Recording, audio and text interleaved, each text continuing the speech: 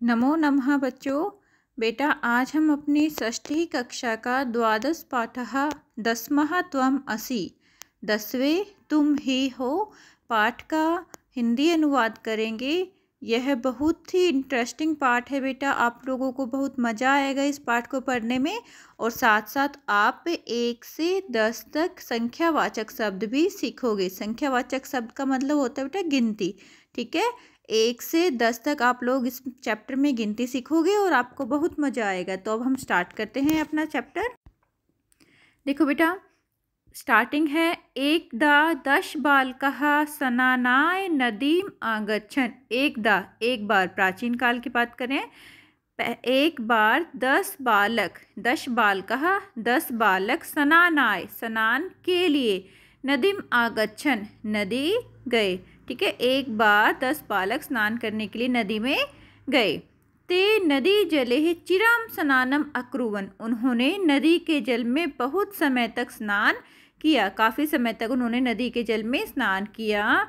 ततः ते त्रीत्वा पारम गतः। ततः उसके बाद ते यहाँ पे है किसके लिए आया है, बहुत सारे बालक हैं, बहुवचन है, तो इसलिए यहाँ पे आया ते।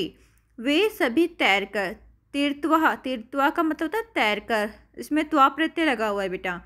वे सभी तैरकर पारम गतः नदी को पार कर गए, उसमें स्नान किया और फिर उस नदी को पार किया तैरकर। तदा तेषः नायकः अपृच्छत्। तब उनके नायक ने पूछा, अपि सर्वे बालकाः नदीम उत्तीर्णः।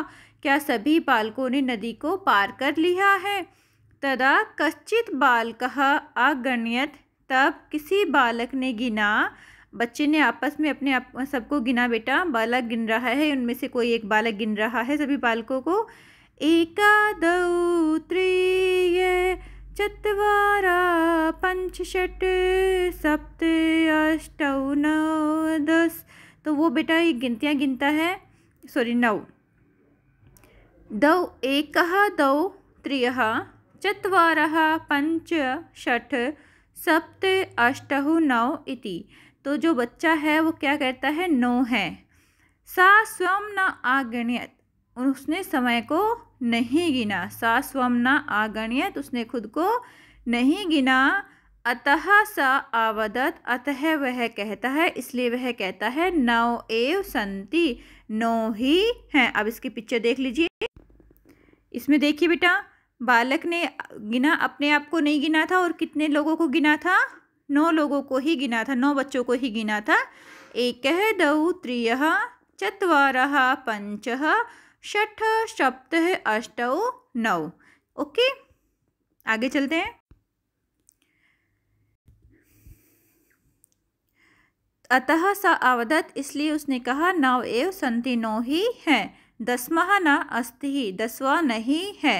अप्रः अपि बालकः पुनः अन्यान् बालकान् आगण्यत।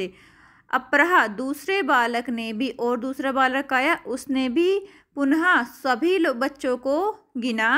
तदा अपि 9 एव आसन, तब भी 9 ही थे। अब दूसरा बच्चा आता है और स्वयं और दूसरों बच्चों को गिनता है।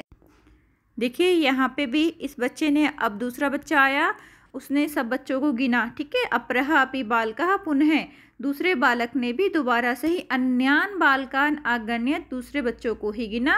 तदापि 9 एव आसन, तब भी 9 ही थे। अब ये बच्चा गिन रहा है, काउंटिंग कर रहा है बेटा। सह किम न आवद, उसने स्वयं को नहीं गिना है। सा स्वं न आगण्यत। ओके, अतः ते निश्चयम्, इसलिए उन्होंने निश्चय किया। अतः ते निश्चयम् अकुर्वन् यत् कि 10वां नद्यां मग्नः, 10वां जो बच्चा है वो नदी में डूब गया। नधाम नदी, मग्नः डूब गया, ठीक है। अतः ते निश्चयम्, इसलिए उन्होंने निश्चय किया कि जो 10वां बच्चा है, जो 10वां बालक है वो नदी में डूब गया। ते दुखितः तुष्णीम आतिष्ठन्, वे दुखी होकर चुपचाप बैठे गए। तदा कश्चित् पथिकः तत्र आगच्छत्, तब वहाँ पर कोई यात्री आया। सः तान् बालकान् दुखितान् दृष्ट्वा अपृच्छत्, उसने उन बालकों को दुखी होकर देखकर पूछा। बालकः हे बालकों, युष्माकं दुःखस्य कारणं किं? तुम्हारे दुख का कारण क्या है? बालकानां नायकः अकथयत्। बालकों के नायक ने कहा, वयं 10 बालका स्नातुम् आगतः। हम 10 बालक स्नान के लिए आए थे। इदानीम एव 9 स्मः, और अब 9 ही हैं। एकः नद्यां मग्नः, एक नदी में डूब गया। पथिकः तान् अगणयत्, यात्री ने उसे दोबारा से गिना।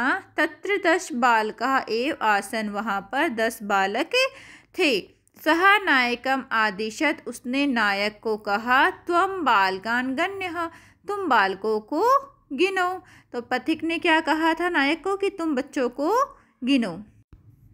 अब बेटा वो बालक है, गिनता है, जो नायक होता है वो गिनता है।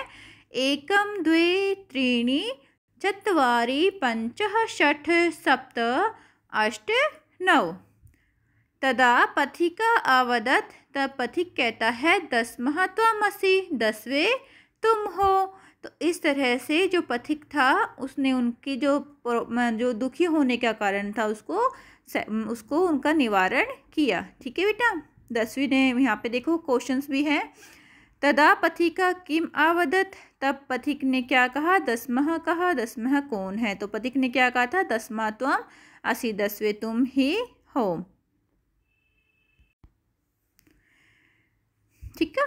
तत्श्रुत्वा, ये सब सुनकर, प्रहष्टः खुशी होकर, पृष्टः भूत्वा खुश होकर, सर्वे गृहम् आगच्छन्, सभी जो बच्चे हैं वो घर को चले गए। तो ये हमारा चैप्टर था बेटा 10वां त्वम असि, 10वें तुम ही हो, जिसमें हमने 1 से 10 तक की गिनती सीखी है। ठीक है, 1 से 10 तक हमने संख्यावाचक शब्द सीखे हैं, तो आप इनको याद कर लीजिए। अब हम इसमें बेटा एक वचन, द्विवचन, बहुवचन में बताएंगे आप लोगों को, और आपको पुल्लिंग, स्त्रीलिंग और नपुंसक लिंग में भी जो संख्यावाचक शब्द है उसका ज्ञान करवाएंगे अपनी नेक्स्ट वीडियो में, जब हम इसमें अभ्यास कार्य करेंगे। ठीक है, अभ्यास कार्य जब हम करेंगे तब मैं आपको अच्छी तरह से पूरा डिटेल में बताऊंगी कि एक वचन में पुल्लिंग में कौन कौन से संख्यावाचक शब्द होंगे, स्त्रीलिंग में और नपुंसक लिंग में कौन से संख्यावाचक शब्द होंगे। ओके बेटा, टेक केयर।